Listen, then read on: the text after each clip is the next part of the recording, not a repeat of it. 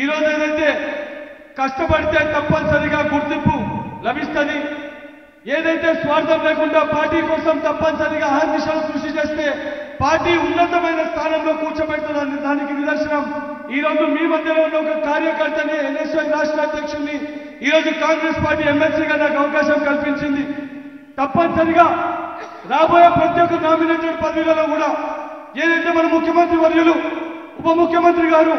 Party కోసం కష్టపడ్డ ప్రతి ఒక్క కార్యకర్త కూడా ఉన్నతమైన స్థానంలో ఉంటారన్న దానికి నిదర్శనం ఈ రోజు బల్మూరి వెంకట ఎమ్మెల్సీ కావడం. అదేవిధంగా రాబోయే ఎన్నికల్లో పార్లమెంట్ స్థాయిలో 17 పార్లమెంట్లో 16 పార్లమెంట్లో కనీసము ఏదైతే కాంగ్రెస్ పార్టీని భారీ మెజార్టీతో గెలిపించి రాహుల్ గాంధీ గారిని ప్రధానమంత్రి చేయడంలో తెలంగాణ రాష్ట్రంలో ఉన్న ప్రతి ఒక్క బూత్ లెవెల్ ఏజెంట్ కూడా అహర్నిశలు కృషి చేయాలని చెప్పి కోరుకుంటూ నాకు అవకాశం ఇచ్చి ఇంత పెద్ద వేదిక పైన మాట్లాడడానికి అవకాశం ఇచ్చిన ఏఐసిసి చైర్పర్సన్ సోనియా గాంధీ గారికి, అధ్యక్షులు ఖర్గే గారికి, దానితో పాటు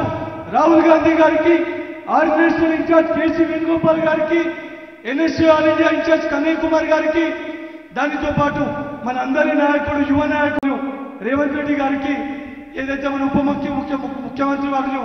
భట్టి గారికి, మంత్రివర్గంలో ఉన్న మంత్రులందరికీ, నన్ను ఏకాగ్రీకంగా ఆశీర్వదించిన శాసనసభలో ఉన్న శాసనసభ్యులందరికీ, కాంగ్రెస్ పార్టీ నా కుటుంబ సభ్యులందరికీ మరొక్కసారి పేరు పేరున నా శిరస్సు వంచి పాదాభివందనాలు తెలియజేస్తూ ముగిస్తున్నాను. Thank you.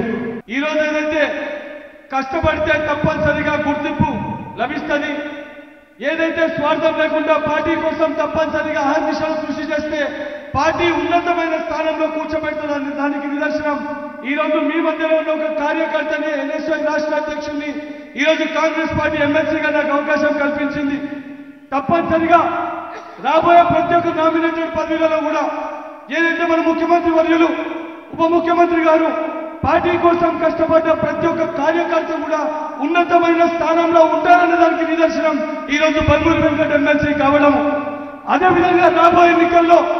పార్లమెంట్ స్థాయిలో 17 పార్లమెంట్లో 16 పార్లమెంట్లో కనీసము ఏదైతే కాంగ్రెస్ పార్టీని భారీ మెజార్టీతో గెలిపించి రాహుల్ గాంధీ గారిని ప్రధానమంత్రి చేయడంలో తెలంగాణ రాష్ట్రంలో ఉన్న ప్రతి ఒక్క బూత్ లెవెల్ ఏజెంట్ కూడా అహర్నిశలు కృషి చేయాలని చెప్పి కోరుకుంటూ నాకు అవకాశం ఇచ్చి ఇంత పెద్ద వేదిక పైన మాట్లాడడానికి అవకాశం ఇచ్చిన ఏఐసిసి చైర్పర్సన్ సోనియా గాంధీ గారికి, అధ్యక్షులు ఖర్గే గారికి, దానితో పాటు రాహుల్ గాంధీ గారికి,